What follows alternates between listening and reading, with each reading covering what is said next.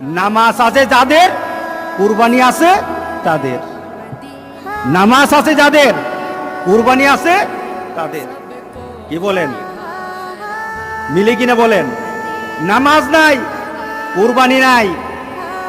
যেই ব্যক্তি নামাজ পড়ে না, যেই ব্যক্তি নামাজ পড়ে না, কুরবানি তার কোনো সফলতা আনবে না।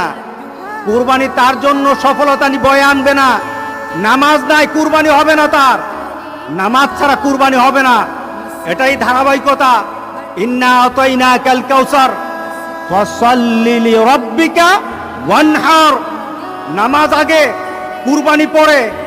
আর আমাদের সমাজে এমন মানুষ আছে নামাজ পড়ে না, কিন্তু লক্ষ লক্ষ টাকা দামের কুরবানি ছাড়ে না। এমন আছে কিনা বলেন? তার মানে কি, সে দিন বুঝে না, সে ইসলাম বুঝে না, সে মুহাম্মদ সাল্লাল্লাহু আলাইহি সাল্লামের